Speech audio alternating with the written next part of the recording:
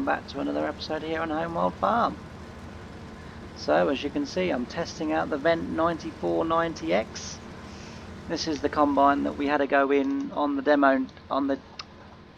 demonstration day, and we've, as I said to you in that video, we've got a little bit of land that we've acquired that's got some crop obviously still on it. This obviously being one field. We've got a field down there and a field, well, I think two fields over there. So we thought we would ask Fendt if we could borrow it, have a little go, see what we think, you know, try and make some decisions on, you know, the way that we're going to go. I'm still not really 100% certain on the way that we are going to go yet.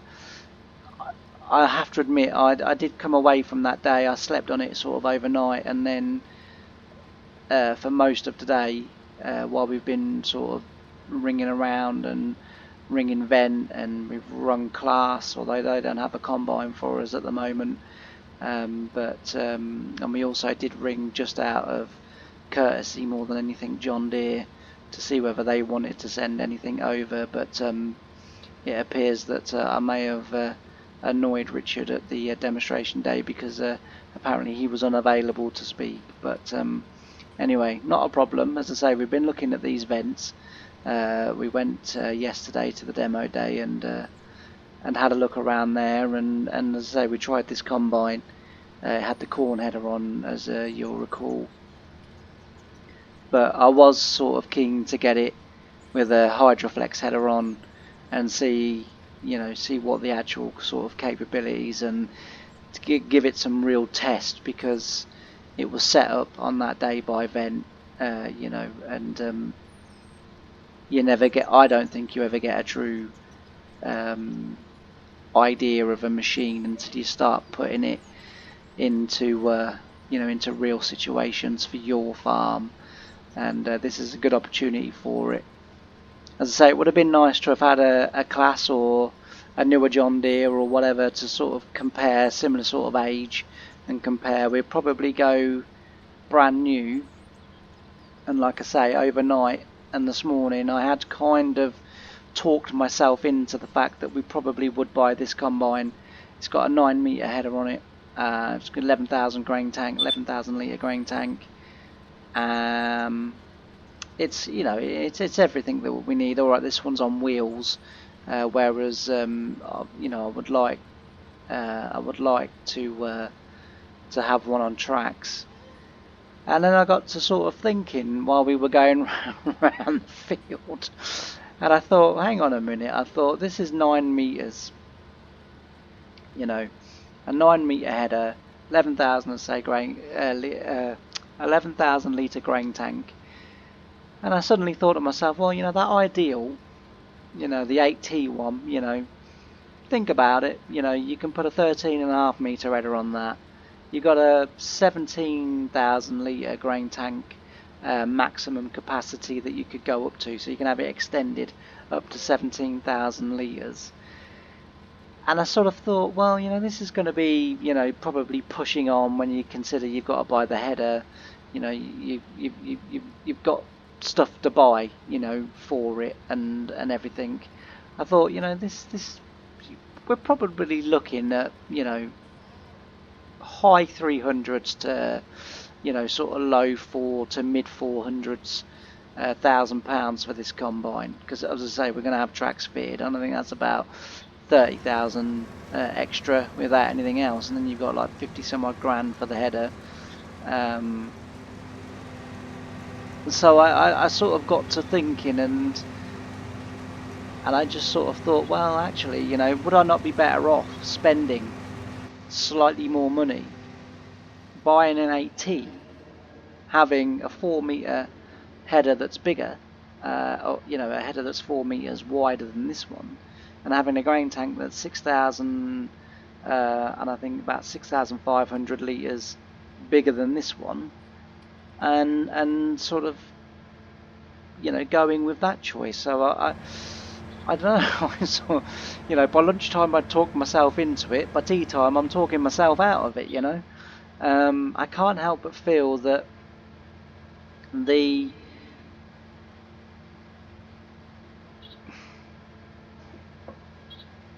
is no one coming?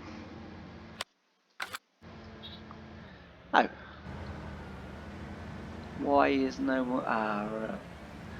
One bugger. We've got to do something I don't like doing, but it's for the purpose of the game. Right. Back up. Hopefully we should be able to.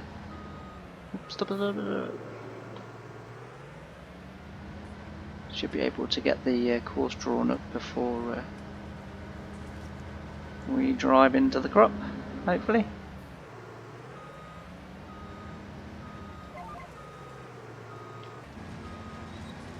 Alright, and let's try that. So yeah, that's kind of sort of my my thinking now, is that maybe we go for an Ideal. I didn't like it in black. I was told about Challenger, that you could buy it in the Challenger colours. I have spoken to Fendt about that combine, and for a bit extra, so they're thinking about £15,000 extra, we could have it sprayed green, and that does tempt me more than the black, because I don't like the jet black. So it's a case of, you know, I probably would again end up spending that little bit of extra money and have it sprayed in green. The issue with that combine is, and it's only really one issue, because it comes as standard on track, so we've not got to pay extra for the tracks.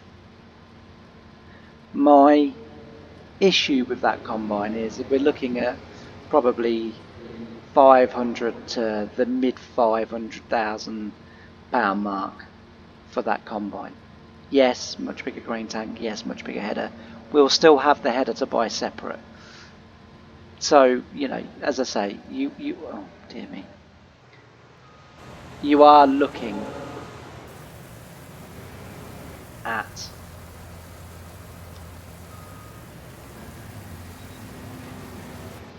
getting on for mid to high, probably £500,000 for that combine. That's fine.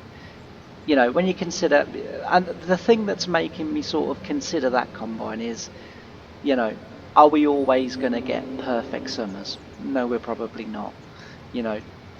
Up here in Yorkshire, we get a lot of rain in the summer, we get a lot of snow in the winter. All right, we don't need to use the combines in the winter, but this is the sort of thing that we're dealing with. So I was sort of kind of initially going for this, and I was kind of, as I started thinking about it, and I thought, well, actually we've got a heck of a lot more combining to do this year, because we've taken on, a hell of a lot more land. We've obviously got potato harvest to think about, we've got sugar beet harvest to think about. If our plans for the sugar beet work, that's going to be what ends up feeding our cows. So we need plenty of sugar beet. So we're going to have quite a big sugar beet harvest. We're going to have quite a big potato harvest next year, because obviously again, we've increased the amount of potato land that we've got just by taking on these new fields. So it's kind of taking all of that into consideration and sort of thinking, well, actually, I may have gone a bit too far there. Am I going to be better off spending? Now I've gone too far this way. Oh dear. I do have to laugh at myself sometimes. Hopefully that should swing in now. Yeah, that's fine. And yeah, is it going to be worth us spending the extra? The thing with that combine is if we do go for the Ideal, we could have that second hand, and I think that would be more than a good enough combine to have second hand to help us out, because I would like a track tractor. I would like the 8-metre Verdestat carrier. I would like the 8-metre Verdestat seed drill. I would like the Fendt telehandler. I think at the moment we have to really prioritise prioritise, or prioritising means we definitely need the combine. We've got to sort that out.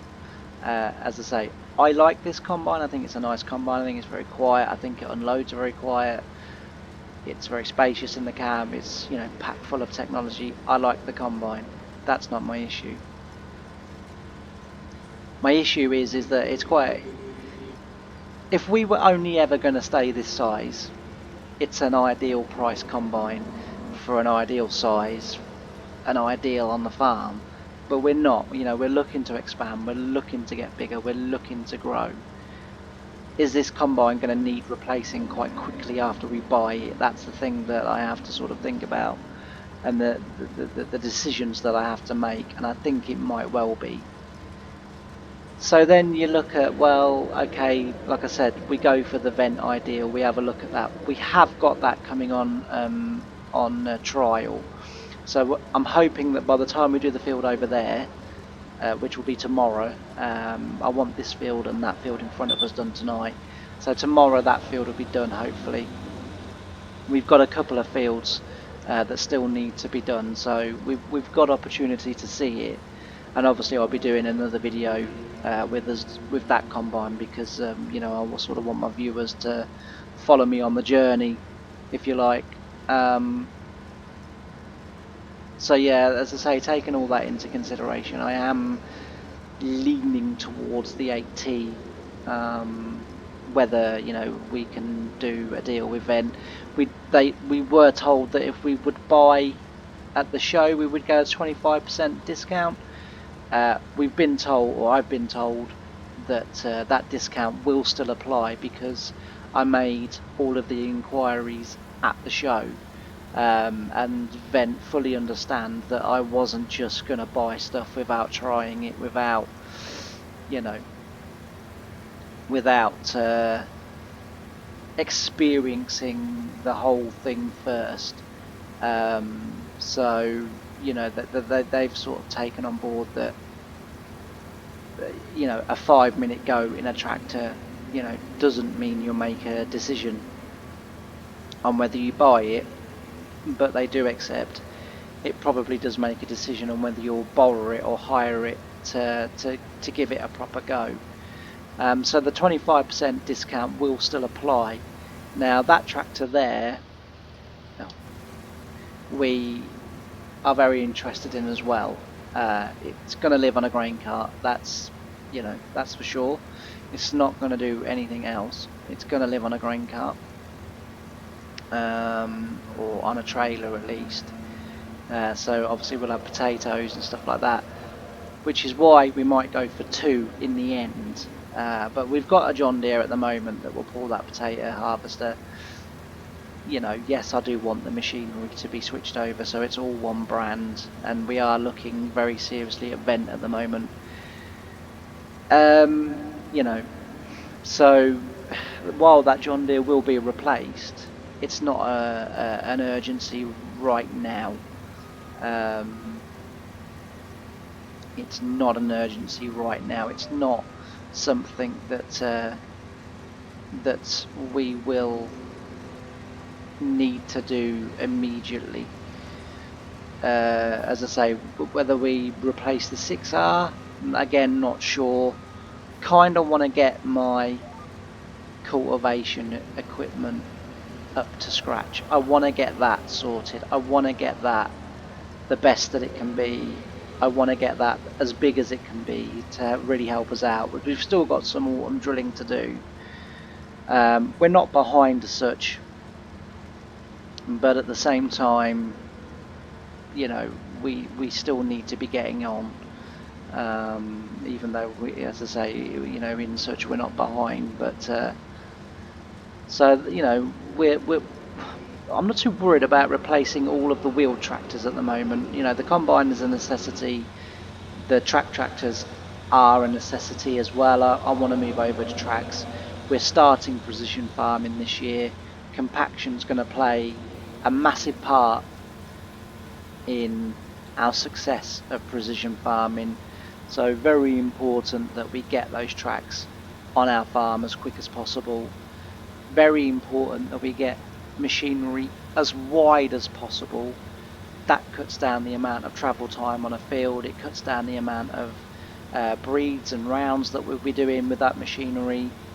It's a must. It's, you know, they're essentials. You know, if we're going to do this precision farming to maximise our yield, to maximise our farm efficiency and profit wise, those tracks are a must.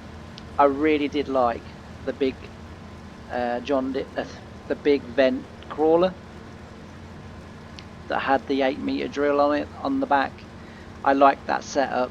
I thought that tractor was more than big enough for that drill. I thought that tractor is probably not going to get bogged down by too many hills with that drill, whereas the smaller Fendt tractor that we tried, the tracked one with the 6-metre on, again with the 6-metre it's not going to get bogged down, it's going to be able to pull it really nicely.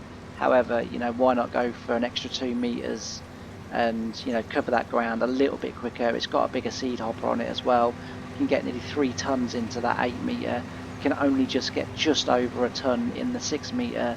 So again, it doesn't make sense for the price difference and, you know, sort of speed efficiency. It doesn't make sense to go for the smaller one. It makes more sense to spend a bit more money and go for the, you know, the bigger one, just because, you know, again, we've got a bigger grain, we've got a bigger seed hopper, we've got a wider you know, a wider seed drill, and I wouldn't have thought there was much in the travel speed, but, you know, that's something else that we need to be, you know, sort of taking into account as well. So yeah, they're the priorities, they're what I'm thinking. I'm thinking that big crawler, I'm thinking that drill, I'm thinking the smaller crawler, I'm thinking the 8-metre Vertistack carrier, the 8-metre seed drill, I'm thinking the telehandler. We'll probably borrow it for now, but next year we'll be looking to get rid of the John Deere telehandler, and we'll have that the Fendt telehandler come onto the farm. I think it's I think it would be a good investment. You know, it's much more versatile for us. We can add weights. You know, we can do all of our bulk loading into lorries with that. It's got a higher reach. You know, so I think it just makes too much sense to not have it and to persevere with the John Deere. The JCB that we bought brand new this year, that's still going to play a very important part in our farm. That's going to be, you know, bale handling and things like that, you know, and looking after the sort of straw side of things and the bales. But we do need a telehandler that is available all the time for the arable side of things, you know, for loading the seed drill, for loading lorries, etc, etc. So that's what we're, you know, why we're probably going to be buying that telehandler. We have been told again that we can have it and we can borrow it and we can use it to load our hay into the lorry. It's looking like over the next day, maybe 2 days, that hay in that shed will be going. We're currently negotiating a price to sell it and to sell all of it, because we want that shed free. I probably am going to end up taking the sugar beet out of that yard and putting it into one of those sheds. You know, I just think that in that yard it's possibly in the way. Don't get me wrong, it's convenient. You know, it's convenient for the processing unit that we've got just over the road, but it's probably just slightly in the way. Yeah, so hopefully, as I say, in the next video we'll have the 8 Ideal combine. You know, we'll have it in green. It will be on tracks. We've been assured that it will be on tracks. As I say, we could have had this one on tracks, but we would have had to have waited 2 days because the tracked one that they've got for hire was out. So we would have had to have waited for 2 days because that's obviously out on hire now for the next 2 days, or certainly the next day. And whether they need it, you know, to clean it up or whatever, I don't know. But For 2 days we couldn't have it, and we need it because, as I say, I want to get on with drilling. I want to get the wheat drilled. You know, that's we're talking about priorities. That's a priority at the moment. We've got to get that wheat in. We've got to have a good look at that rapeseed that hasn't come through. You know, do we plough it in? Do we start again? Do we, you know, put something else in there? You know, that needs looking at, and that needs looking at urgently as well, because I don't want that land fallow over winter. I want a crop in them fields. Otherwise, if we go for a spring crop in those fields, it is going to mess up our rotations, and also as well, it's going to start colliding with potatoes and sugar beet. I don't want that. So yeah, overall, they're the things we're thinking, and I wanted to do this video. I wanted you to, you know, get to see this combine,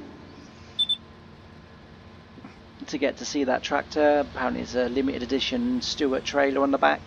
I quite like that trailer, to be fair.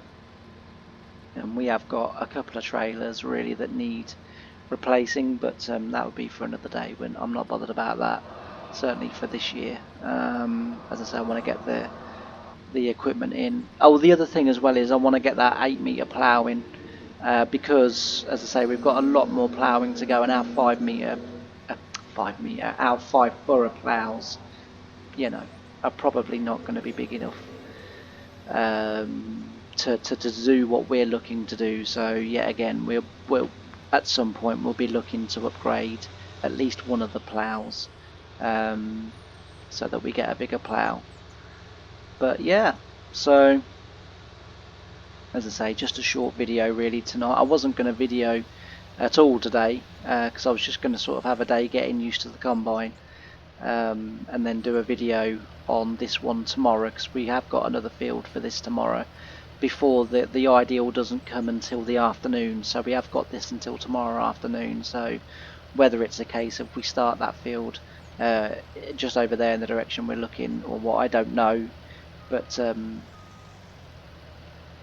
yeah, it's coming tomorrow afternoon. So, and I'm hoping that we'll be combining by the afternoon. But you know, the nights are getting damper, the dew's getting heavier, the dew is lasting a bit longer.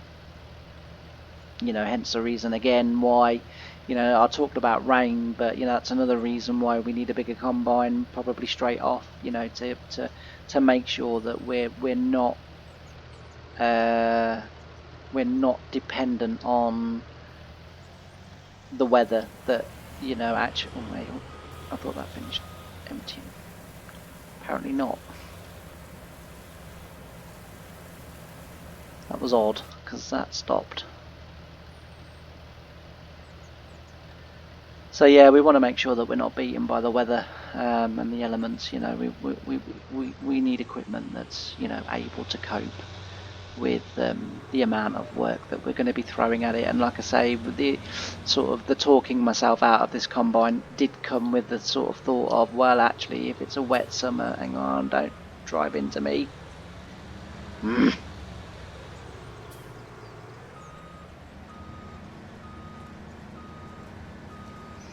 Yeah, so the thought came that if it is a wet, you know, summer one year, which, you know, we're likely to get up here, we'll have a combine that will be able to either get us in front in the first place, or at the very least catch us up. Whereas this, you know, tonight, you know, I just don't think it's got that catch-up capabilities. But yeah, anyway, thanks for listening, thanks for watching, and I hope you've enjoyed the video. And if you have, don't forget to leave a thumbs up, and also hit that subscribe button if you haven't already, and hit that notification bell as well, because that will let you know every time we put up a video. Anyway, I'll see you in the next episode. Thanks very much. Bye now.